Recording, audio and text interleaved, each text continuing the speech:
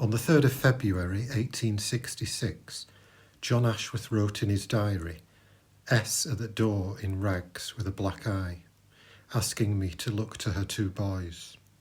Sent one to school and bought the other a shirt." The person Mr. Ashworth was referring to as S was a young woman named Sarah. This is Sarah's story. Sarah Shaw lived on School Lane in Rochdale, and John Ashworth was her Sunday school teacher. Mr. Ashworth said Sarah read and sang well as a child and was always cheerful and full of life and spirit. Sarah eventually became a Sunday school teacher herself. Then she met Sarah Denton. Some of the other teachers at the Sunday school warned her against marrying Stephen because they often saw him getting drunk, but Sarah ignored them, saying, "When we get married, I think he will mend. Say and do what you will, for I will have him." Stephen was quite a bit younger than Sarah. When they got married in Bury in 1850, he was a minor, probably about 17 years old, while Sarah was in her late 20s. Sarah was now called Sarah Denton. At first, she and Stephen lived on Peel Street in Heywood. Soon after they were married, Stephen's drinking and violence got worse. The couple had 2 sons, John, born in 1855, and Stephen, born in 1859. After living in Heywood, they came to live in Rochdale with their 2 boys and lived at 64 Church Lane. In 1863, they had another son called James William Denton, but sadly he died when he was 1. The Dentons were poor because of Stephen's drinking, so poor that Sarah once pawned her last remaining possession, her Bible, for 6pence so she could buy them some bread. Sarah and Stephen started going to John Ashworth's Chapel for the Destitute. When she was a child, Sarah had always been a good singer with a clear, full voice, and at the chapel she once again sang sweet songs of praise to God, as she had done in her younger days. But Stephen was not a godly man. Once he and another man forged a note in Sarah's name, asking John Ashworth to give her 3 shillings, but Mr. Ashworth saw right through the scheme. Stephen started working as a hawker selling cockles and mussels with Sarah by his side. John Ashworth once saw Stephen and Sarah passing through a neighbouring village, with Sarah walking by her husband as he shouted, "Cockles and mussels." Mr. Ashworth said Sarah was shivering and she looked poor, ragged and smitten with sorrow.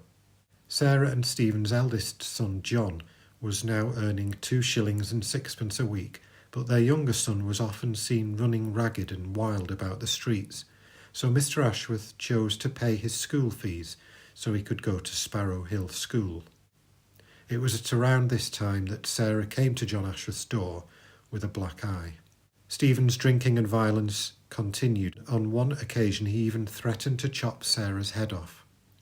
Once, John Ashworth said, in the dead of night, Sarah lost reason, leapt out of bed and ran down the Foundry Brow, presumably from her home on Church Lane, to the end of Water Street, in nothing but a nightdress, where she stood still, looked up at the full moon, lifted her right hand and started singing a hymn she had sung as a child, waking up her neighbours who looked out on the strange, astonishing scene. Apparently a policeman took her by the hand and led her back home.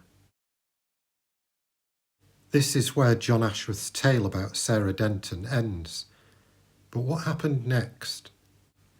After living on Church Lane, Sarah and Stephen lived at 13 Mere Lane in Rochdale. Stephen was a labourer and Sarah was a charwoman. In 1873, Sarah's husband Stephen died. He was 44 years old and he died from pressure on the brain. What's puzzling is that Stephen died at 3 Myrtle Place near Milkstone Road in Rochdale, and a lady who lived there, Elizabeth Markham, was present at his death. Where Sarah Denton and the 2 boys were is unknown, and who Elizabeth Markham was and why Stephen died at her house is a mystery. Sarah was now a widow. She's recorded as such on the following census. She was then an inmate at Durnley Workhouse. This later became Birch Hill Hospital. and she was described as being a lunatic. Sarah Denton died at Prestwich Lunatic Asylum on the 12th of February 1884. She was 59 and she died from emphysema and congestion on the lungs. Sarah was buried at St Mary's Church in Prestwich. There is a headstone there which is dedicated to all the patients from the hospital who were buried in that churchyard at that time. John Ashworth wrote one of his strange tales about Sarah and called it I Will Have Him. It was first published in 1867. John Ashworth said the words of the song Sarah sang in the street at the dead of night fully expressed her condition. Sarah's is a sad tale, but even through her troubles and difficulties of abuse, torture and mental ill health, she loved God and turned to him and reached out to him for help and strength.